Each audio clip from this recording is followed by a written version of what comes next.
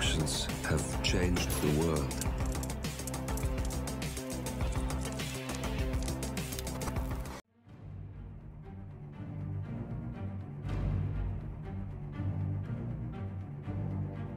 Hello, and welcome back to the world of assassination and the subscriber contracts.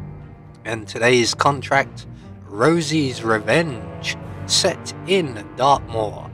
And the contract ID is up on the screen now for anyone who wishes to have a crack at it, and has been supplied to us today courtesy of Paul Anderson 37. So on to our briefing. Patrick is no gentleman. So speaking of Patrick, he is one of our 4 targets today. All must be eliminated whilst disguised as the mansion staff. Patrick must die in a falling object kill, and the rest in a injected poison, an accidental drowning, and a bullet to the head. We also have only one exit available to us. No bodies must be found, headshots only, and targets only, along with no disguise change as our objectives. So for today's challenge, we will be starting as the mansion staff in the library, and we're going to have a remote emetic gas grenade stored up in the hallway, and we're going to be bringing with us a silenced pistol, a lethal syringe, and an emetic gas grenade. So, right from the start and off the bat, 3 of our targets are going to convene in the billiard room just below us. Here comes the 3rd of them. We could get daring and try and take all 3 of them out in quick succession, but we are in no rush, so we're just going to wait for the butler to distract the maid, which will cause Patrick to move under the chandelier, and as soon as he stops we can shoot the chandelier down on his head. So target 1 has been dealt with. We're now going to move on, and we need to cross the entrance hall, avoiding the enforcer who is literally on the other side of this door at the moment. So we're just going to wait for him to move off as part of his routine. He's going to go and chat to his colleague. That gives us a chance to run around to our left and across the entrance hall. We can here retrieve our gas grenade in a briefcase, find a nice secluded spot to retrieve said gas grenade, and then replace it in the briefcase. So once again, due to bad timing on my part, we are waiting for the patrolling enforcer you can see there to move away from the balcony. He's going to move off to his right and make his way back around in an anti-clockwise direction, and he's going to walk, so we're going to run in a clockwise direction and get ahead of him. So let's just close them doors behind us.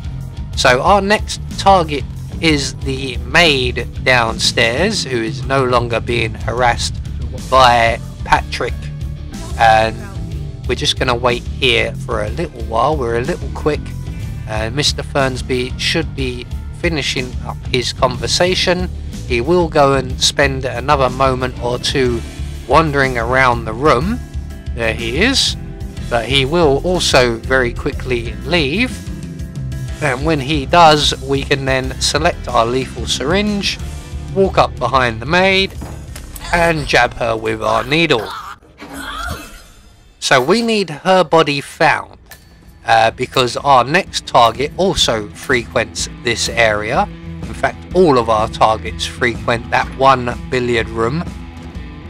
So what we're going to do is we're just going to wait out in the corridor here for the young lady's body to be found and someone to be alerted to remove the body. So there is the guard removing the body. There is our target who has just made his way in from outside. So what we're going to do is wait for the guard to remove the body. Our target will move to the far side of the room over where the fireplace is. There he goes. And once he stops, we're just going to throw our loaded briefcase into the room somewhere where he will notice. About there will do. And when he comes over to investigate, we can trigger the gas grenade nice and quickly. There we go. If you get it timed just right, you can poison your target without them removing the briefcase. Occasionally they will get sick, but they will remove the briefcase to the nearest guard first, and it can affect where they go to be sick.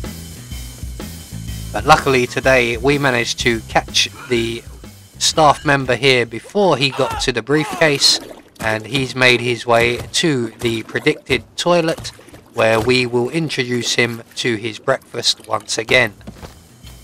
So that's 3 targets now dealt with. We also need his body found. We could just stash him in the closet provided, but I like to be neat and tidy, and we're going to get one of the myriad of employees around this mansion to do a bit of work and tidy up our mess for us. So the guard's going to go in and discover that it's not just the sink that's overflowing, that there is a body overflowing out of the toilet. And once that body has been removed, we can then return to outside the bathroom and await the return of the butler, Mr. Fernsby. And this time round we're going to utilise our detonate on impact gas grenade, and he too will get sick and make his way to the same bathroom. Unfortunately we can't drown the butler and leave him for someone to find. He requires a bullet to the head. So we're going to render him unconscious, because trying to shoot someone in the head as they're bopping up and down, throwing up in the toilet is tricky. And once he's unconscious and still on the floor, we can get a nice clean headshot.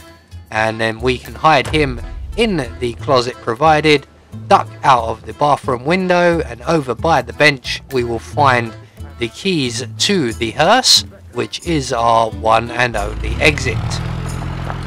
So there we go, one more subscriber contract taken care of. This one's quite an enjoyable one. I reckon I can do this a hell of a lot faster. I am going to give it a go. I'm not going to record the efforts because I'm probably going to fail it, but I'm pretty sure that we could get the first 3 targets at least very quickly. So there we go, one more subscriber contract taken care of. Everybody was eliminated according to plan, and all of our objectives were met. We got our silent assassin rating, and we can now go on with the elusive target that has been released today. I have been Anubis, and I will see you all in the next video.